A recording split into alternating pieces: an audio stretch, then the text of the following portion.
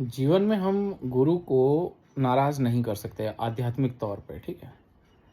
क्योंकि जब ईश्वर नाराज़ होते हैं, तो गुरु रास्ता बताते हैं कि भई ऐसे-ऐसे करके आप चीज़ें करना और आपको रास्ता मिल जाता है। लेकिन अगर गुरु ही नाराज़ हो गए हैं, तो फिर आप किसके पास जाएँगे? फिर रास्ते नहीं मिलते हैं और इसे आप ऐसे नॉर्मल लाइफ़ में भी देख सकते हैं कि सपोज़ कीजिए कि आपके घर में मम्मी-पापा वग़ैरह हैं और वो आपसे इस कदर नाराज़ हो गए हैं कि अब वो आपको सलाह नहीं देना चाहते हैं। तो फिर आप बुज़ुर्गों के पास जा नहीं सकते, है ना? कोई भी बड़ा और जब हम जीवन में बोलते हैं ना कि गुरु बोलते हैं, तो गुरु का मतलब वही है कि जो हमें राह दिखा पाए, वही गुरु है। आध्यात्मिक क्षेत्र के स्तर अलग-अलग हैं। बहुत सारे लोग मानते हैं, बहुत सारे लोग नहीं मानते हैं और आजकल एनर्जी करके थोड़ा-सा मॉडर्नाइज़ेशन हो गया है। और उस मॉडर्नाइज़ेशन के चक्कर में ना हम फिर से वही ना कि प्रश्न वही है कि जब तक योग अमेरिका वाले नहीं करेंगे, ब्रिटेन वाले नहीं करेंगे, यूरोप वाले योग नहीं करेंगे, तब तक हम ये मानेंगे कि यार बॉडी टेढ़ी करके क्या ही फ़र्क पड़ता होगा, ठीक है? लेकिन जब वो लोग करेंगे तो हमें लगेगा कि वाह! Now it's culture and now we must follow this and something like that, है ना? तो थोड़ा-सा वो फीलिंग आ जाती है अंदर से।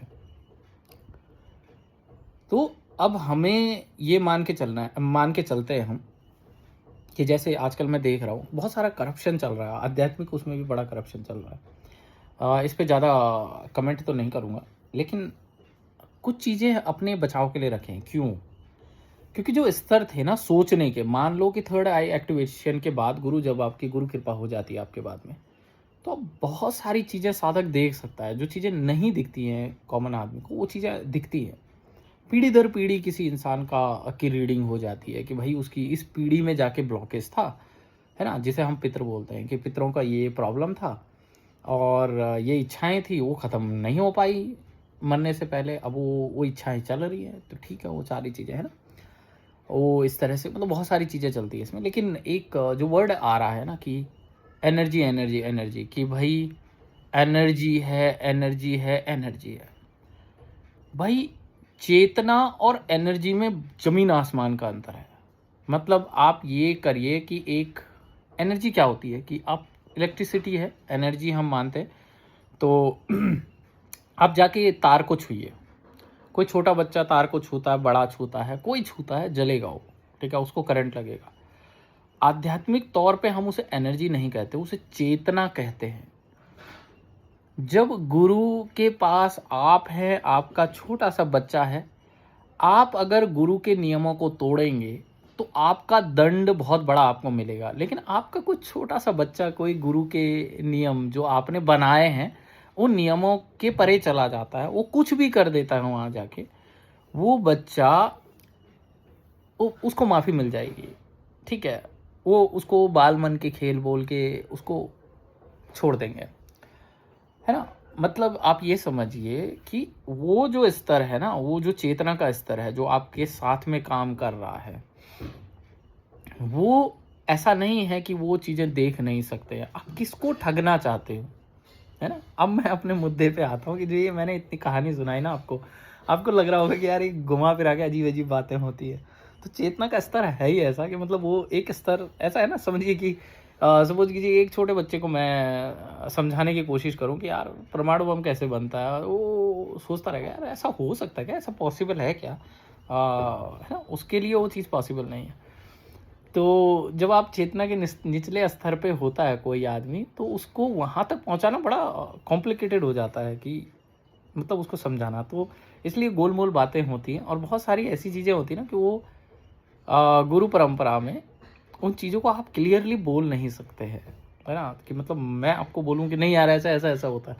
क्यों? क्योंकि आप चेतना के उस स्तर पे अगर नहीं हैं, तो आप मानोगे ही नहीं कि हाँ, ऐसा पॉसिबल हो सकता है, ठीक है? तो हाँ, मैं अपने मुद्दे पर आ रहा था कि ये जो हम समझ नहीं पा रहे हैं कि ये चीज़ें कैसे होती हैं, उसका एक रीज़न और भी है।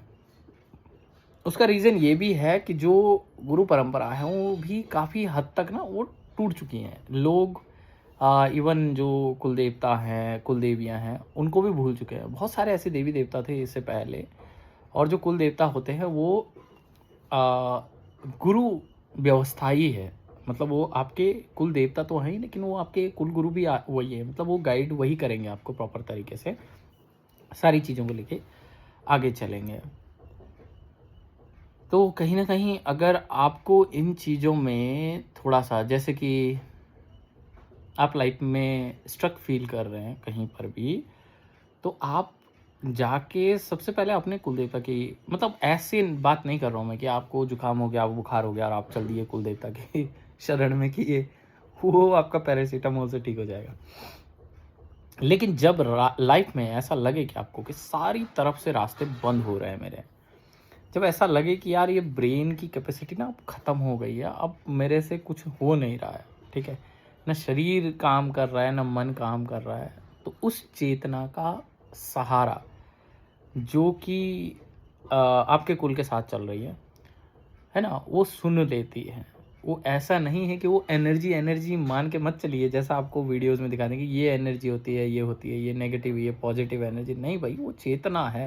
वो प्रॉपर तरीके से जैसा आप सोच सकते हैं ना, उससे बेहतर सोच सकती है ना। और अगर आपको ऐसा लगे कि नहीं, मतलब रास्ता नहीं मिल रहा है, और आप जैसे ही उनके पास में विचार करेंगे उनका, तो आपको कहीं ना कहीं रास्ता मिल जाएगा। और जब आपको रास्ता मिल जाए, ठीक है, उसके बाद का बहुत आपको ध्यान देना है कि रास्ता मिल जाए आपको, तो आपको ये नहीं मानना कि बस ओहो मेरे मन का रास्ता था और मुझे मिल गया, मैं तो बहुत इंटेलिजेंट आदमी हूँ। नहीं, आपको फिर उस चेतना के उस स्तर से जुड़ने का, उसको धन्यवाद देने का, ये आपकी ड्यूटी होती है। नहीं तो आपको शायद फिर सेकंड चांस ना मिले।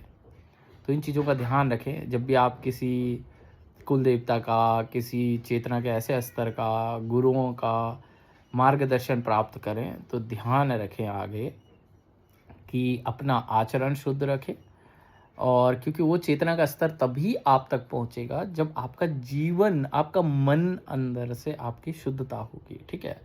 ऐसा नहीं कि आप किसी के प्रति द्वेष भावना से कुछ कर रहे हैं या झूठ बोल रहे हैं, छल कर रहे हैं। नहीं, आपको द्वेष भावना से नहीं करना। हाँ, आपके मन में कोई चीज़ आ सकती है, आप उस चीज़ पे एक्ट कर सकते हैं, रिएक्ट कर सकते हैं, लेकिन आप प्लानिंग के साथ कोई चीज़ नहीं करेंगे, किसी के लिए द्वेष नहीं रखेंगे, तो वो चेतना आपसे जुड़ी रहेगी। तो होपफुली कि कुछ चीज़ें मैंने आपको समझा पाया हूँगा इसमें, और थोड़ा बहुत आइडिया आप लोगों को लगा होगा।